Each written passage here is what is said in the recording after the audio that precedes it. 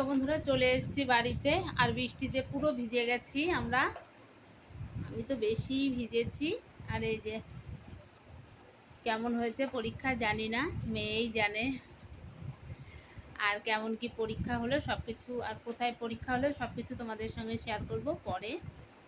তো এখন বৃষ্টির মধ্যে আমরা ভিজে ভিজে চলে এসেছি। গয়নাগাটিগুলো সমস্ত ওইখান থেকে খুলে ব্যাগের মধ্যেই ঢুকিয়ে নেওয়া হয়েছিল। মেয়ে এসে এই যে সব কিছু খুলছে।